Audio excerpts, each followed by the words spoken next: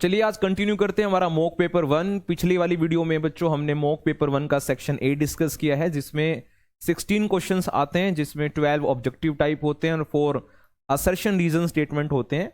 उसके बाद आता है सेक्शन बी, जिसके अंदर बच्चों 5 क्वेश्चंस आते हैं और हर क्वेश्चन जो है वो 2 मार्क का होता है। अच्छा, इन 5 क्वेश्चन में एक क्वेश्चन में हम एक्सपेक्ट करते हैं एक चॉइस भी होगी, ठीक है। तो 5 क्वेश्चन होंगे जिसमें किसी एक क्वेश्चन में आपको चॉइस भी मिल जाएगी, ठीक है। तो चलिए फिर सेक्शन बी को डिस्कस करते हैं, जिसमें हम डिस्कस करने वाले हैं 5 सवाल, और अगर कोई चॉइस गिवन हो तो वो कैसी चॉइस हो सकती है, इस तरह का पेपर हमने डिजाइन किया है। चलिए फिर सेक्शन बी को डिस्कस करते हैं। सबसे पहले आपके सामने एक सवाल है, वीडियो पॉज करके एक बार इसको आप खुद ट्राई करें। 2 मार्क्स का क्वेश्चन है। कह रहा है कि एनर्जी प्रोफाइल डायग्राम आपको एक गिवन है। इस डायग्राम की हेल्प से आपको यह बताना है कि एक्टिवेशन एनर्जी का केमिकल रिएक्शंस में क्या फिजिकल सिग्निफिकेंस होता है, ठीक है। अगर ये डायग्राम नहीं भी गिवन होता फिर भी ये क्वेश्चन पूछ सकता है कि एक्टिवेशन एनर्जी का फिजिकल सिग्निफिकेंस क्या होता है। तो सबसे पहले आप उसको बताएं कि एक्टिवेशन एनर्जी होती क्या है, फिर हम इस डायग्राम को देखते हैं प्यार से, आराम से, ठीक है। तो व्हाट इज एक्टिवेशन एनर्जी? तो आप बताएंगे जो एक्टिवेशन एनर्जी होती है वो क्या होती है बच्चों? किसी भी रिएक्शन को होने के लिए रिएक्टेंट्स के पास एक सफिशिएंट एनर्जी होनी चाहिए। उस सफिशिएंट एनर्जी तक पहुंचाने के लिए कुछ एनर्जी हम भी सप्लाई करते हैं बाहर से। तो जो एनर्जी सप्लाई की जाती है रिएक्टेंट्स को, ताकि रिएक्टेंट उस एनर्जी को एब्जॉर्ब करके प्रोसीड कर सके, प्रोडक्ट बना सके, उस सप्लाइड एनर्जी को एक्टिवेशन एनर्जी बोलते हैं। सपोज करो किसी रिएक्टेंट को प्रोडक्ट बनाने के लिए 10 जूल एनर्जी की आवश्यकता है, 2 जूल उसके पास पहले से ही है, तो आपको सप्लाई करनी पड़ रही है 8 जूल। तो आपकी एक्टिवेशन एनर्जी 8 जूल है, 10 जूल नहीं है। जो आप सप्लाई कर रहे हैं that is only activation energy, right. तो activation energy is defined as minimum energy supplied.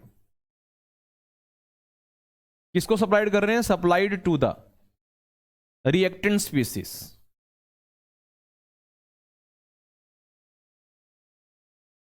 किस लिए सप्लाई कर रहे हैं? ताकि प्रोडक्ट बना सकें, रिएक्शन करवा सकें, to bring out a chemical reaction, to bring out a chemical reaction. हाँ, थ्रेशोल्ड एनर्जी अलग होती है। आपने जो एनर्जी सप्लाई की है उसके बाद रिएक्टेंट जो टोटल एनर्जी करता है अपने पास, एक्वायर जो करता है, उसे थ्रेशोल्ड बोलते हैं, ठीक है। उसको ईटी लिखते हैं, आपको पता होगा। अच्छा जी, फिर आपको यह भी बताना है कि अगर आपको किसी रिएक्शन में एक्टिवेशन एनर्जी कम देनी पड़ रही है, अगर किसी रिएक्शन में आपको एनर्जी कम सप्लाई करनी पड़ रही है, मतलब ईए की वैल्यू लो है, तो वो रिएक्शन फास्टर रेट की है। वो रिएक्शन जो है वो फास्टर रेट की है। अगर आपको एक्टिवेशन एनर्जी की वैल्यू हाई मिल रही है, यानी आपको ज्यादा एनर्जी सप्लाई करनी पड़ रही है, तो रिएक्शन स्लो रेट की है, वो रिएक्शन स्लोअर है। ये है एक्टिवेशन एनर्जी का सिग्निफिकेंस। मैंने डायग्राम अभी देखा भी नहीं है, ठीक है। तो 1 मार्क आपको इसी के मिलेंगे। 1 मार्क आप डायग्राम में से अब क्या निकालकर इंफॉर्मेशन उसको पहुंचाते हैं, क्या बताते हैं, उसके मिलेंगे। अगर आप इस डायग्राम को देखेंगे तो ये एनर्जी ऑफ रिएक्टेंट है, ये थ्रेशोल्ड है, ईटी लिखा हुआ है, और ये प्रोडक्ट है, ठीक है। तो जब आप रिएक्टेंट से कहां जा रहे हैं? जब आप रिएक्टेंट से प्रोडक्ट की तरफ जा रहे हैं, तब आपको कितनी एनर्जी सप्लाई करनी पड़ रही है? जब आप रिएक्टेंट से प्रोडक्ट की तरफ जा रहे हैं, इतनी सप्लाई करनी पड़ रही है, जिसको आपने लिखा हुआ है, यहां पे दे रखा है EA1। तो EA1 क्या है? Activation energy. जब आप रिएक्टेंट से कहां जा रहे हैं बच्चे? प्रोडक्ट की तरफ, यानी फॉरवर्ड रिएक्शन की एक्टिवेशन एनर्जी है। तो EA1 क्या है इन गिवन डायग्राम?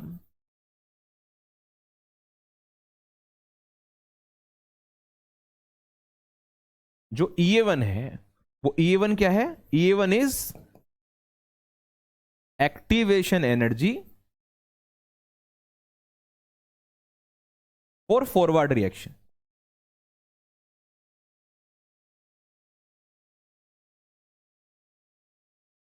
ठीक है। और EA2 क्या है? जब आप प्रोडक्ट से रिएक्टेंट की तरफ जाएंगे, जब आप प्रोडक्ट से रिएक्टेंट की तरफ जाएंगे तब आपको इतनी एनर्जी सप्लाई करनी पड़ रही है। तो EA2 क्या है? Activation energy for backward reaction. तो in given diagram EA2 is activation energy for backward reaction। ठीक है। फिर आप देख रहे हैं कि इस डायग्राम के अंदर EA2 जो है EA1 से ज्यादा है, यानी बैकवर्ड वाली एक्टिवेशन एनर्जी फॉरवर्ड वाले से ज्यादा है। मैं थोड़ा सा इसको ऊपर कर देता हूं। यहां EA2 EA1 से ज्यादा है, यानी बैकवर्ड वाली एक्टिवेशन एनर्जी फॉरवर्ड वाले से ज्यादा है। इसका मतलब जब आपको बैकवर्ड रिएक्शन करवानी पड़ रही है तब आप ज्यादा एनर्जी सप्लाई कर रहे हो और फॉरवर्ड में आप कम सप्लाई कर रहे हो। इसका मतलब ये रिएक्शन जो है फॉरवर्ड प्रोसीड होना चाहती है, यानी this reaction is favourable in forward direction. ठीक है, दैट इज जो भी रिएक्शन आपको दे रखी है अबव रिएक्शन और given reaction is favourable in forward direction. अगर आप इतना सब लिख देते हैं तो आपके 2 मार्क्स कोई नहीं काट सकता। ये चीज भी बताएंगे आप कि एक्टिवेशन एनर्जी 2 वाली EA2 is greater than EA1, यानी आपको बैकवर्ड ले जाना मुश्किल है, फॉरवर्ड ले जाना आसान है, क्योंकि फॉरवर्ड जाते वक्त कम एनर्जी सप्लाई करनी पड़ रही है। तो this reaction is forward favourable. ठीक है, चलो ये हो गया हमारा क्वेश्चन नंबर 17 सेक्शन बी का पहला सवाल। ठीक है, चलो अब आते हैं दूसरे सवाल पे। दूसरे सवाल पे मैंने यहां पर आपको चॉइस भी दी है, वो चॉइस वाला क्वेश्चन यहां है। ठीक है, तो एक बार इसको डिस्कस करते हैं। Question number 18 second question of section B. इसमें क्या कहा गया है बच्चों? कंडक्टिविटी ऑफ 2.5 इंटू 10 की power -4 capital M, this is concentration. कोई कैपिटल एम है, मैथेनोइक एसिड, कोई मैथेनोइक एसिड है, कोई इलेक्ट्रोलाइट है, उसकी कंसंट्रेशन गिवन है और कंडक्टिविटी गिवन है, siemens centimetre inverse conductivity. Calculate its molar conductivity and degree of dissociation. इसकी मोलर कंडक्टिविटी निकालनी है और डिग्री ऑफ डिसोसिएशन दे रखा है, मतलब निकालना है। और आपको जो गिवन है वो मोलर कंडक्टिविटीज गिवन है 0 कंसंट्रेशन पर आयंस की। ठीक है, तो चलो देखो कैसे करते हैं इसको। तो आपको पता है molar conductivity at any concentration निकालने का एक फॉर्मूला होता है। आपसे एक तो ये मांग रखा है और आपसे डिग्री ऑफ डिसोसिएशन मांग रखा है, ये उसका एम है। तो ये निकालने के लिए तो ये वैल्यू पता होनी चाहिए, तो पहले यही निकाल लेते हैं। Molar conductivity at any concentration का फॉर्मूला होता है कापा बाय मोलैरिटी। ठीक है, क्योंकि डाटा सेंटीमीटर में तो हम कर देते हैं कापा इनटू में 1000 डिवाइडेड बाय मोलैरिटी, यानी कंसंट्रेशन, मोलर कंडक्टिविटी। अब जो कापा की वैल्यू है वो है हमारे पास कंडक्टिविटी विच इज 5.25 इंटू 10 की पावर -5 डिवाइडेड बाय, अच्छा साथ में 10 की 3 भी है, 1000 divided by molarity which is 2.5 10 की पावर -4।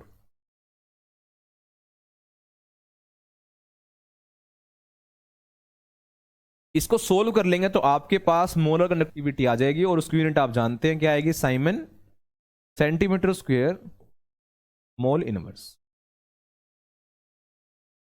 ठीक है, उसके बाद वो अल्फा मांग रहा है। तो अल्फा जो होता है बच्चों वो होता है डिग्री ऑफ डिसोसिएशन, उसका फॉर्मूला होता है molar conductivity at any concentration divided by molar conductivity eight 0 concentration. अब ये वाली वैल्यू तो यहां रख दी जाएगी, यानी यहां पे रख दी जाएगी। नीचे है 0 कंसंट्रेशन वाली मोलर कंडक्टिविटी, वो कैसे निकालेंगे? तो आपको देखो H+ की वैल्यू दे रखी है और HCOO- की वैल्यू दे रखी है। तो मैथेनोइक एसिड का आप मोलर कंडक्टिविटी 0 कंसंट्रेशन में निकाल लेंगे, क्या आएगी बताओ? इसकी जगह मैं लिख सकता हूं lambda node of H plus plus lambda node of HCOO minus. ये वाली वैल्यू तो यहां आ जाएगी एट एनी कंसेंट्रेशन वाली, नीचे सम रखना है। तो इसकी वैल्यू है 349.5, उसकी है 50.5, सम कर देंगे तो मेरे हिसाब से हो जाएगा 400। इसको सोल्व कर देंगे, हमारा आंसर आ जाएगा विच इज अल्फा। बताओ बेटा, कर लेंगे? सिंपल है। तो ये जो क्वेश्चन है ये खोडरोश लॉ से पिकअप किया हुआ है। तो खोडरोश लॉ में आपने सीखा था कि किसी भी वीक इलेक्ट्रोलाइट का अगर आपको डिग्री ऑफ डिसोसिएशन चाहिए तो आप उसका इस फॉर्मूले का इस्तेमाल करते हैं। ऊपर आता है molar conductivity at any concentration divided by molar conductivity eight zero concentration of same electrolyte, और उनकी वैल्यूज रख के सोल्व करना है, सिंपल। ठीक है, तो यहां पर खोडरोश लॉ इस्तेमाल भी हुआ है ना। चलिए, तो इसको आप सोल्व कर लेना। क्वेश्चन नंबर 18 आगे बढ़ते हैं। इसके चॉइस वाला सवाल जो डिजाइन किया गया है, हालांकि ये वाला क्वेश्चन और ये वाला क्वेश्चन भी सीबीएसई में आ चुका है ना, लेकिन ऐसे क्वेश्चंस काफी बार आए हैं तो इसलिए पिकअप किया गया इस मॉक पेपर में। चलो देखो, 3 electrolytes given A B and C, okay, containing this electrolyte connected in series, यानी आपको 3 सेल्स अगर मैं दिखाऊं,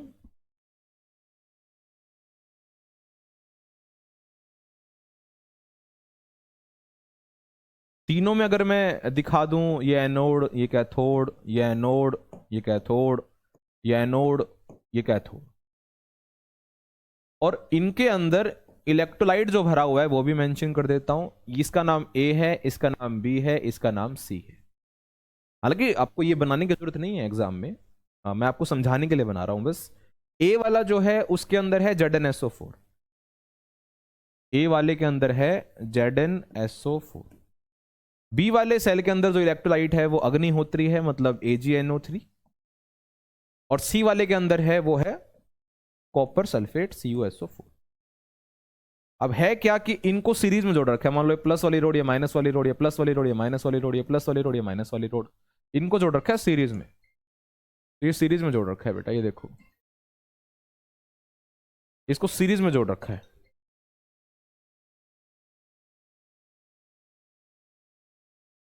ये आपने ए बी और सी को सीरीज में जोड़ा हुआ है, और इस सवाल को फिर आगे बोलता है कि एक करंट पास किया 1.5 एम्पियर। अब तीनों में से सेम करंट ही जाएगा, सीरीज में जुड़े हुए हैं। बस pass through them until 1.45 gram of silver deposited. तो जैसे ही मैंने इसमें से 1.5 एम्पियर करंट पास किया तो इस सेल के अंदर की इंफॉर्मेशन दी बी सेल के अंदर। तो बी सेल के अंदर जो सिल्वर है वो डिपॉजिट हुआ 1.45 ग्राम। तो कह रहा है कितना करंट फ्लो होगा ये निकालना है। एक बार आप इसको ट्राई करेंगे।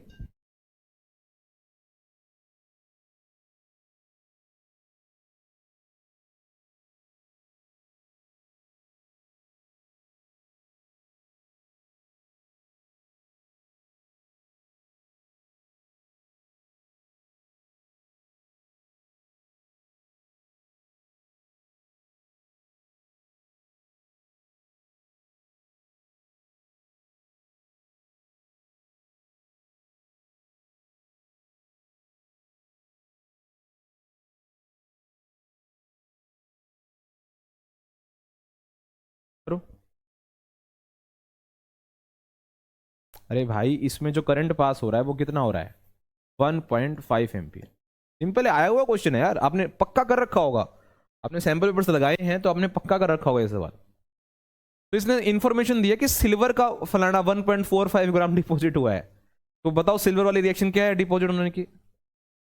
Ag plus electron gives us Ag।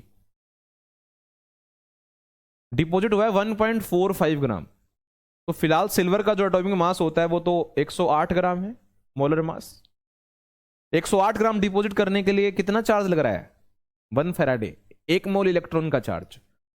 तो मैंने लिखा 108 gram silver is deposited by 96500 coulomb which is 1 Faraday. ठीक है, उसके बाद ये बोल रहा है 108 ग्राम डिपॉजिट नहीं हो रहा है सर, डिपॉजिट हो रहा है 1.45। तो कोई बात नहीं, वो कर लेंगे। तो मुझे बताइए कि 1.45 ग्राम सिल्वर को डिपॉजिट करने में कितना कूलम चार्ज लगेगा? तो सर 96500 डिवाइडेड बाय 108, और क्योंकि सर आप 1.45 ग्राम में पूछ रहे हो तो मल्टीप्लाइड बाय 1.45, ये आ गया कूलम सर।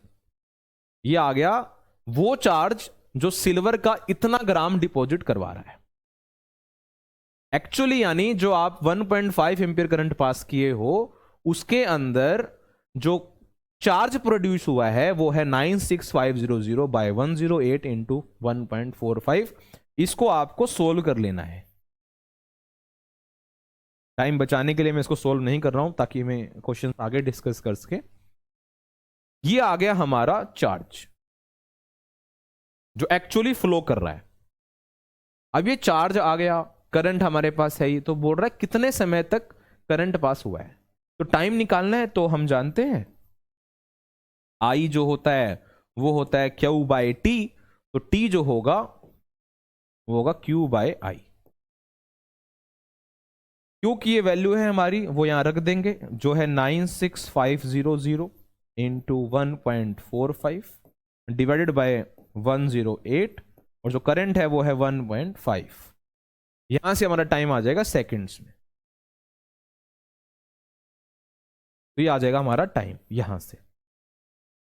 अब इसमें एक चीज और मांगी हुई है, वो कह रहा है कितना कॉपर और कितना जिंक डिपॉजिट होगा। हालांकि ये क्वेश्चन 2 मार्क्स का नहीं है, ठीक है, 3 मार्क्स में बनता है, लेकिन कोई बात नहीं है, आप क्वेश्चंस की प्रैक्टिस कर रहे हैं तो ये तो पूछा ही आपसे how long did the current flow, ये तो करते ही आप 2 मार्क्स में, इतना तो बनता ही है यार। ये पूछते हैं तो आप कर लेते, इसको सोल्व कर लेते। यहां सोल्व करने की जरूरत नहीं है, इकट्ठा सोल्व कर लेते क्योंकि उसको फाइनली टाइम ही चाहिए। दूसरा, what mass of copper and zinc are deposited. जैसे सिल्वर सोल्व किया है वैसे कॉपर भी सोल्व करना है और जिंक भी सोल्व करना है। आइए स्क्रीनशॉट लेना है, स्क्रीनशॉट ले लो, आओ देखो। जब कॉपर डिपॉजिट होगा तो कॉपर की रिएक्शन ये होगी, गिव्स अस Cu। कॉपर का जो मोलर मास होता है वो 63.5 ग्राम होता है और डिपॉजिट हो रहा है 2 फेराडे से, यानी 2 into 96500 coulomb deposits 63.5 gram copper.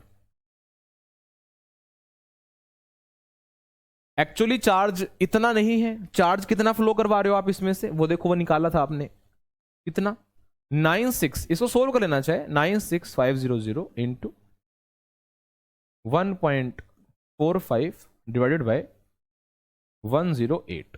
Actually इतना चार्ज पास हो रहा है, ठीक है, क्योंकि जितना सिल्वर में से गया होगा उतना ही कॉपर में से जाएगा, ठीक है। तो इतना कूलम कितना डिपॉजिट करेगा, तो ये आएगा 63.5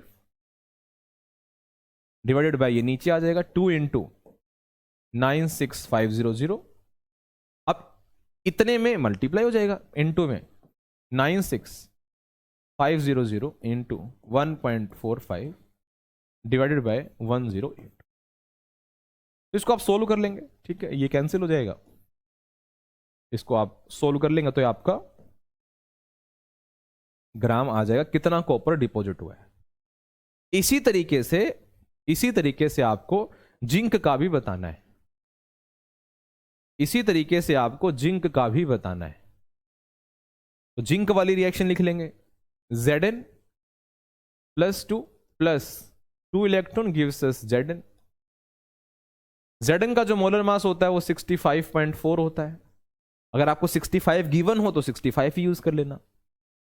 कितने फेराडे से? 2 फेराडे से। तो अगर 2 फेराडे 65.4 डिपॉजिट करता है तो इतना चार्ज कितना करेगा, क्योंकि एक्चुअली यही क्यू की वैल्यू है,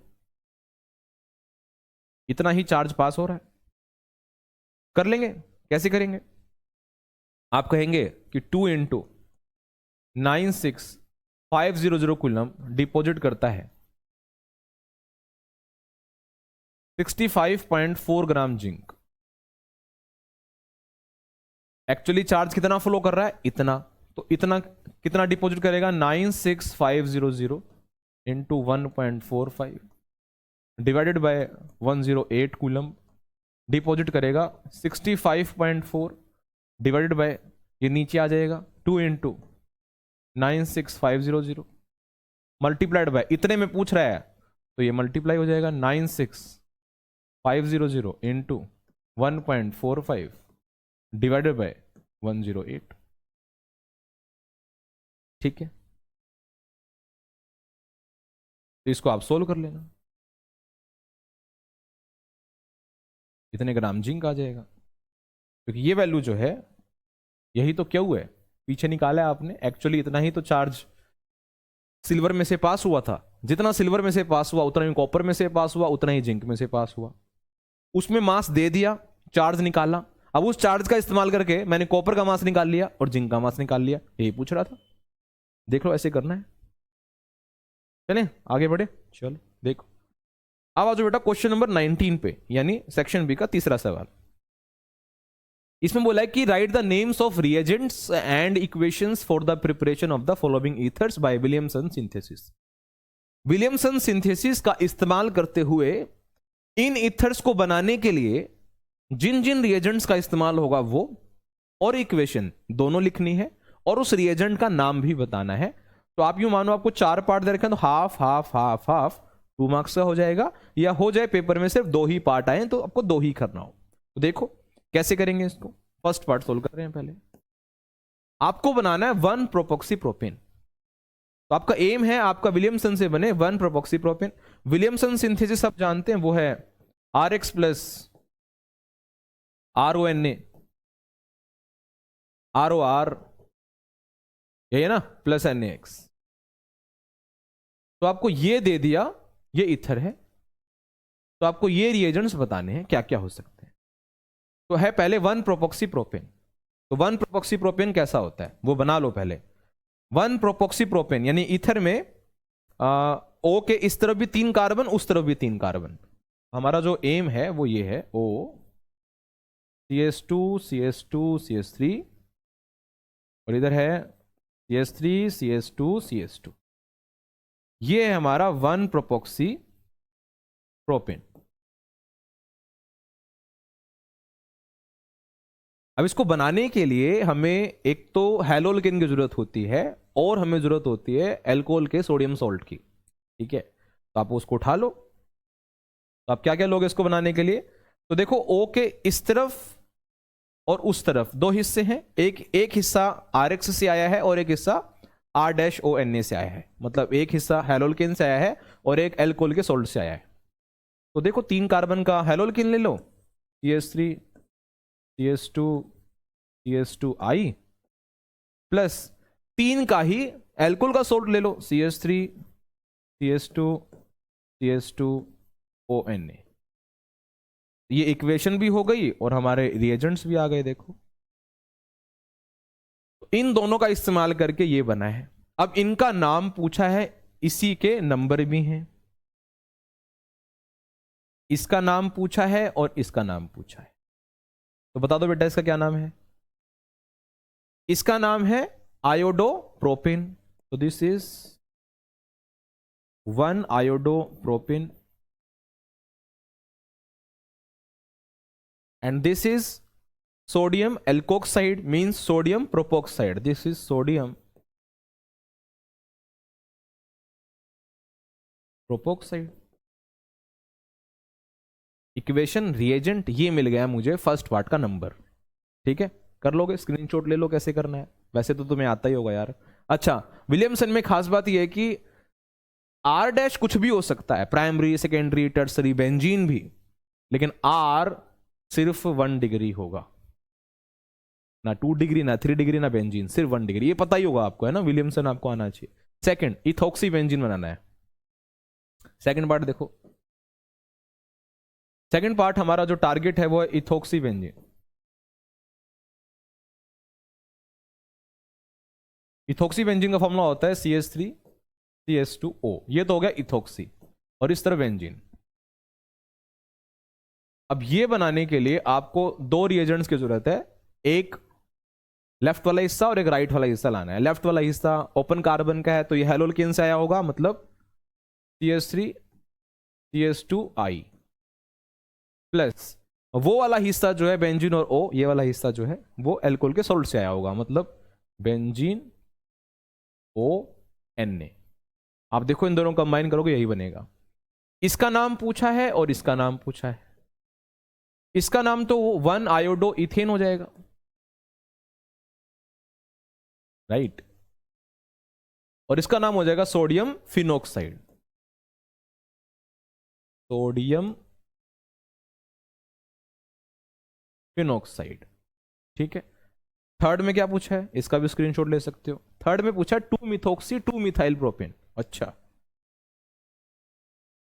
2 मिथोक्सी 2 मिथाइल प्रोपेन, ओके। तो थर्ड वाला जो हमारा टारगेट है वो है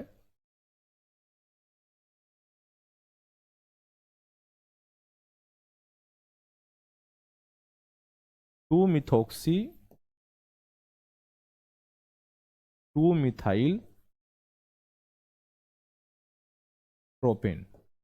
हमारा ये टारगेट है इस बार। तो इसको ड्रॉ कर लेते हैं, कैसा दिखता है ये। तो पहले बना लेते हैं 2 मिथाइल प्रोपेन। तो प्रोपेन 1 2 3, ठीक है। 2 पे मिथाइल है, या ऐसे बना लेते हैं, एक सेकेंड।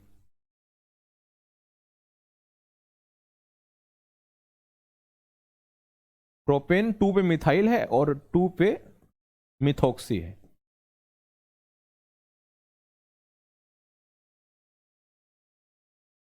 ये बनाना है इस बार। देखो 1 2 3, 2 पे मिथाइल है और 2 पे ही मिथोक्सी, ठीक है। ये बनाना है। तो हमारा टारगेट क्या क्या होगा, हमें क्या क्या चाहिए होगा। दो चीज चाहिए होंगी, एक लेफ्ट वाली चीज लानी है, एक राइट वाली चीज लानी है। लेफ्ट वाली चीज एक कार्बन की है, ठीक है। और राइट वाली चीज टर्सरी है, 3 डिग्री है। तो आपको पता है सिंपल वाली चीज जो है, जो 1 डिग्री जैसा है, वो आपको हेलोल्केन से मिलेगा। और जो 3 डिग्री वाला पार्ट है वो आपको एल्कोहल वाले सोल्ट से मिलेगा। तो RX आप लोगे इसको, CH3 को, तो आप लोगे CH3I प्लस ये वाला हिस्सा, मतलब CH3 C CH3 CH3ONA, ठीक है। तो इसका क्या नाम है और इसका क्या नाम है, यही सवाल है हमारा। इसका नाम तो है बच्चे 1, या सिंपल बना दो आयोडोमिथाइल, है ना। Iodomethane, sorry, 1 iodomethane, 1 iodomethane. इसका नाम क्या है, इसका नाम है टर्सरी ब्यूटाइल, अब सोडियम टर्सरी ब्यूटोक्साइड ऐसे लिख सकते हो, या सोडियम, या पेरेंट चिन्ह बनाकर भी कर सकते हो, IUP से नेम पे भी जा सकते हो। लेकिन मेरे हिसाब से सबसे सिंपल आप लिखो सोडियम टर्सरी ब्यूटोक्साइड, ठीक है। तो ये हो गया। फोर्थ पार्ट 1 मिथोक्सी इथेन चाहिए, तो बेटा ये आप खुद करेंगे। 1 मिथोक्सी इथेन, एक तरफ एक कार्बन, एक तरफ 2 कार्बन। यहां आपके पास चॉइस होगी, RX RONA कुछ भी ले सकते हो। इस तरह से आप इस क्वेश्चन को करेंगे। क्लियर है, क्लियर है बेटा। चलो फिर हम अगले क्वेश्चन में बढ़ते हैं। 20th क्वेश्चन सेक्शन बी का, जिसमें बोल रहा है कि right the products of the following reactions. तो पहले वाली रिएक्शन करके देखो, फर्स्ट पार्ट का क्या आंसर होगा बताइए। ये है अपना अल्कीन, बेंजीन के बाहर अल्कीन है, ओपन कार्बन है। HBr डालना है परोक्साइड, सबको पता है परोक्साइड डालोगे तो एंटी मार्कोवनिकोव रूल लगेगा। अब एंटी मार्कोवनिकोव रूल में क्या होता है कि HBr का जो H है वो उस कार्बन को मिलेगा जिसके पास लेस हाइड्रोजन है डबल बॉन्ड के अराउंड, और Br उसको मिलेगा जिसके पास ज्यादा हाइड्रोजन है अराउंड द डबल बॉन्ड। और आप इन दोनों कार्बन पर फोकस करेंगे, इस पर और इस पर। तो बताइए H किसको दूं, Br किसको दूं। तो ये बेंजीन हो गया, एज इट इज बना देते हैं, ये देखो ऐसे। यहां पर जो कार्बन है उसको मिलेगा हाइड्रोजन, ठीक है जी। तो ये हो जाएगा, हाइड्रोजन मिलेगा तो बेटा ये H H ऐसे हो जाएगा। उसके बाद इस वाले कार्बन के पास Br आ जाएगा, तो 2H पहले से हैं और Br आ जाएगा, ऐसे हो जाएगा। ये हो गया हमारा फर्स्ट पार्ट, ठीक है। सेकंड पार्ट है कि अपने पास फिर एल्कीन है, इसमें HCl डालना है। एरो पे कुछ नहीं है तो मार्कोवनिकोव रूल लगेगा, तो H देना है एक को, एक देना है Cl। H उसको मिलेगा इस बार जिसके पास ज्यादा हाइड्रोजन है, और Cl उसको मिलेगा जिसके पास कम हाइड्रोजन है। तो क्या बनेगा सेकंड पार्ट का, CH3 CH2, CH को मिलेगा Cl, CH2 को मिलेगा H CH3। बोलो बेटा, कर लोगे। पक्का हो जाएगा? चलो फिर आगे बढ़े। ठीक, अब 21st क्वेश्चन है और ये सेक्शन बी का आखिरी सवाल है। सेक्शन बी में जो है 5 सवाल आएंगे, क्वेश्चन नंबर 17, 18, 19, 20, 21, और किसी एक क्वेश्चन में चॉइस मिलेगी, ये हम पक्का मानते हैं। ठीक है, तो क्वेश्चन नंबर 21 में भी मैंने एक चॉइस डाल दी है, देखते हैं आप दोनों सवाल कर पाएंगे क्या। Name a ligand which is bidentate, अपनी तरफ से एक ऐसा लिगेंड बताएंगे जो बाइडेंटेट होगा, और उसका एग्जाम्पल भी देना है कॉम्प्लेक्स बनाता हुआ, मतलब एक ऐसा एग्जांपल देना है कॉम्प्लेक्स का जिसमें वो बाइडेंटेड लिगेंड हो, जिसका एग्जांपल आप दे रहे हो। तो हम अगर इस वाले पार्ट को सोल्व करें पहले, तो इस वाले पार्ट का जो जवाब है वो तो आएगा, तो एक लिगेंड लिख लेते हैं, तो ईएन ले लेते हैं। चलो ईएन, जो ईएन है, जो कि ईएन इज इथेन 1,2 डायमाइन, और इसको इस नाम से भी लिख सकते हैं, इथाइलिन डायमाइन। ये एक एग्जाम्पल है, नहीं तो आप ऑक्सलेट भी लिख सकते हो, is an example of bidentate ligand. ठीक है,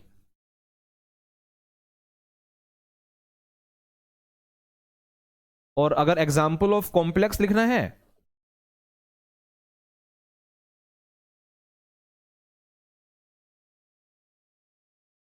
तो आप लिख दो सीओ, सीओ के पास 3 ईएन दिखा दो, ऑक्टाहेड्रल हो जाएगा +3। ठीक है, इसका नाम अगर मैं आपसे मांगूं तो क्या आप इसका नाम बता सकते हो? इसका नाम होगा बच्चे, 3 ईएन है तो हो जाएगा ट्रिस, क्योंकि कॉम्प्लेक्स लिगेंड है, ब्रैकेट में नाम लिखा जाता है इथेन 1,2 डायमाइन, ब्रैकेट बंद,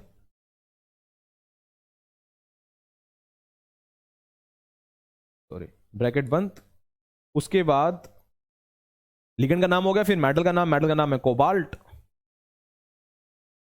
ब्रैकेट में ऑक्सीडेशन नंबर, और लास्ट में आयन, क्योंकि एनटीटी पे चार्ज है, और ऑक्सीडेशन में निकालोगे CO पे X, EN पे 0 इक्वल टू 3, X की वैल्यू आ गई 3, रोमन में मैंने 3 लिख दिया, 1 2 3।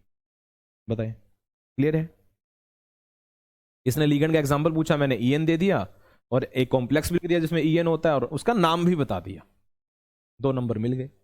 अब इसको चॉइस में है ये वाला सवाल, इसको नोट कर लेना। ठीक है, चॉइस में है कि CuSO4.5H2O means hydrated copper sulphate is blue in colour, while anhydrous, क्योंकि इसमें वाटर ऑफ क्रिस्टलाइजेशन मेंशन नहीं है, एनहाइड्रस इज कलरलेस, व्हाई? तो ऐसा क्वेश्चन किया होगा आपने, है ना, आपको आता होगा, अपने सैम्पल पेपर्स लगाए हैं तो ये क्वेश्चन भी आपको आता होगा। बेटा देखो, कॉपर सल्फेट दोनों ही है, उसमें .5H2O लिखा हुआ है, water of crystallisation is given, इसमें नहीं है।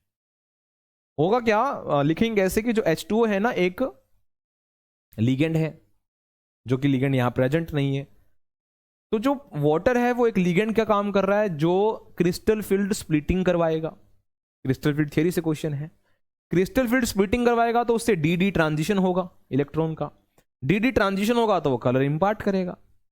एनहाइड्रस में वो लिगेंड प्रेजेंट नहीं है, तो क्रिस्टल फील्ड स्प्लिटिंग नहीं होगी, क्रिस्टल फील्ड स्प्लिटिंग नहीं होगी तो डी ट्रांजिशन नहीं होगा, डी ट्रांजिशन नहीं होगा तो कलर इंपार्टेशन नहीं होगा। ये कॉम्प्लेक्स बना लेगा, ये नहीं बना रहा है कॉम्प्लेक्स, है ना। तो कॉम्प्लेक्स में लिगेंड्स होते हैं, लिगेंड्स स्प्लिटिंग करवाते हैं, स्प्लिटिंग से एनर्जी डिफरेंस क्रिएट होता है, उससे फिर इलेक्ट्रॉन का ट्रांजिशन होता है, फिर वो कलर शो करता है, ये कॉन्सेप्ट है। तो इसका आंसर लिख रहा हूं मैं बच्चों, ध्यान से देखना। इन CuSO4.5H2, जो कि एक कॉम्प्लेक्स है, ठीक है, has water molecules as ligand,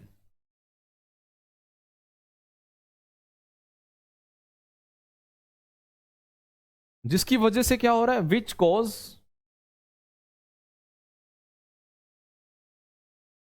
crystal field splitting.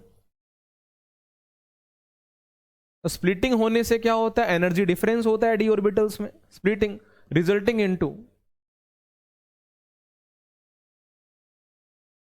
D transition,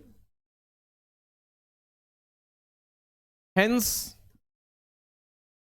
imparts colour, और आपको याद हो इसका कलर ब्लू होता है, चलो वो कलर लिखने की जरूरत नहीं है, hence imparts colour. Whereas anhydrous CuSO4 is not a complex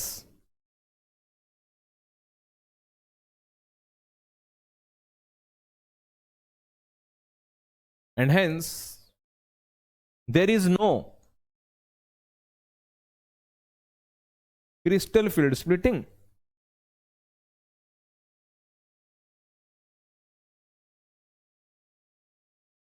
Or DD transition. Hence does not impart any color.